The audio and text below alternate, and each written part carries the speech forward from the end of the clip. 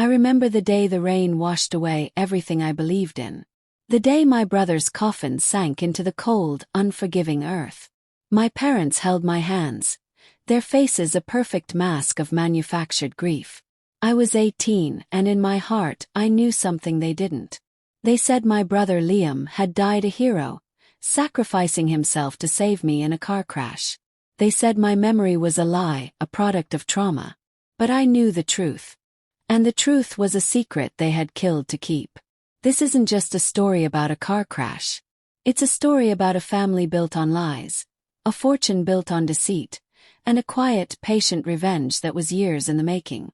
The accident happened on a desolate mountain road, the kind of place where a crash could disappear forever.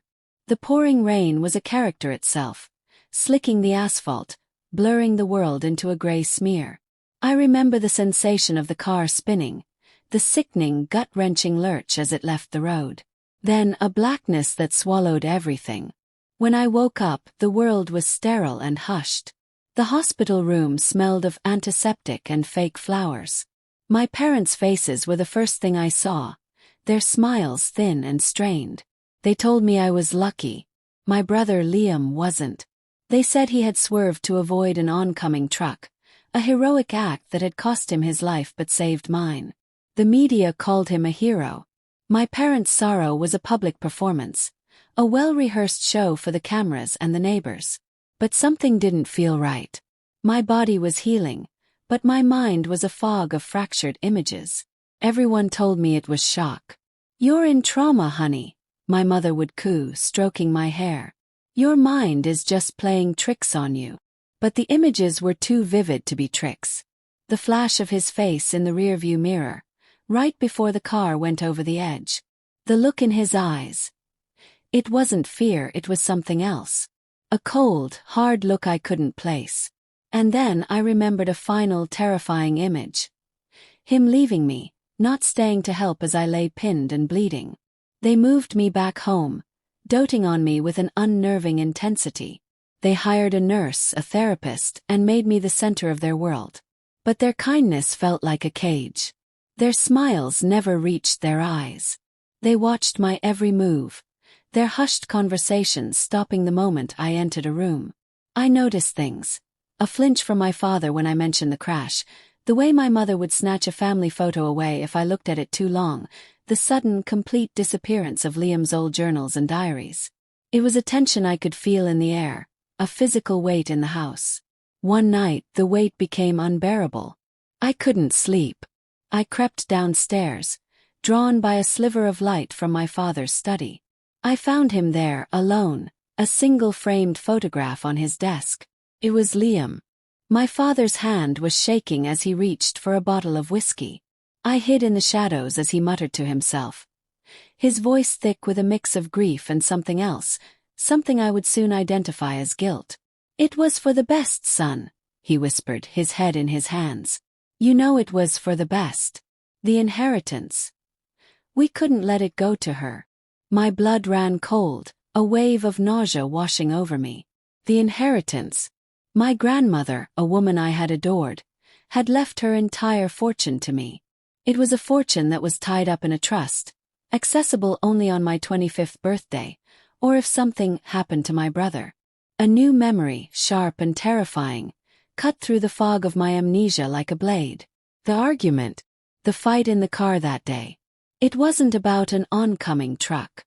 It was about money. "Why do you get everything?" Liam had shouted, his face contorted with rage. "I'm the one who did all the work, who took care of the family name. I deserve that money more than you do." He had threatened me. Threatened to hurt me if I told anyone. Then, the look in his eyes right before the crash. It wasn't fear. It wasn't a mistake. It was pure, unadulterated rage. He hadn't swerved to save me. He had swerved to kill me. My parents knew. They knew what he had done, and they had covered it up. They had let me believe my brother was a hero, a sacrifice, all to protect their own future, their own secret. The love they showed me was a lie. The grief they paraded was a performance. My entire life since the crash had been a charade, a theater of false affection. I couldn't confront them. They would deny it. They would gaslight me, tell me my mind was broken again. They might even try to finish what Liam started. My revenge couldn't be a quick, physical act. It had to be psychological. A slow burn, a quiet poison I would drip into their perfect, fabricated world. I started small. I accidentally left a copy of the trust document on the kitchen counter, open to the page about the inheritance, where my mother would be sure to find it.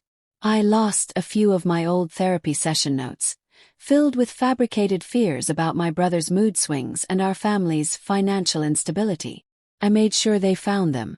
I would stare at them with a blank expression, and they would flinch, their eyes darting away.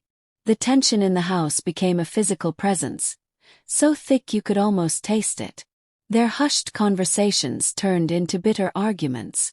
My mother accused my father of being careless, of not being careful enough with their precious secret. My father accused my mother of being too emotionally fragile, of giving too much away with her worried looks. The masks of grief they wore for the public fell away, revealing the raw, ugly truth beneath. Two greedy, terrified people consumed by their own actions. They turned on each other, their guilt and paranoia consuming them. I would sit at the dinner table, a silent spectator, as they tore each other apart.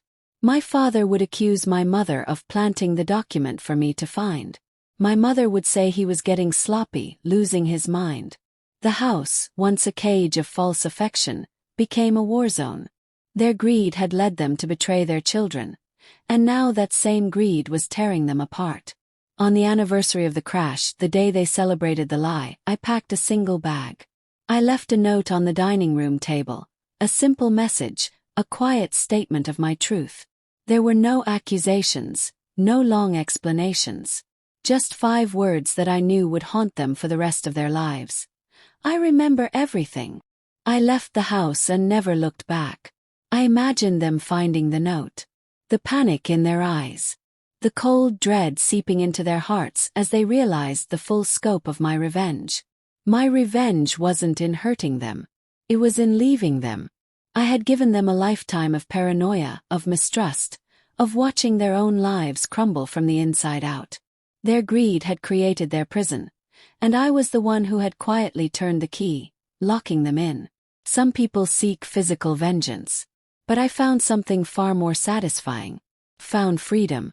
My truth was reclaimed, my life was my own, and their endless, self-inflicted torment was my ultimate psychological victory. The greatest revenge is simply moving on, leaving the people who wronged you to face the ruin of their own making.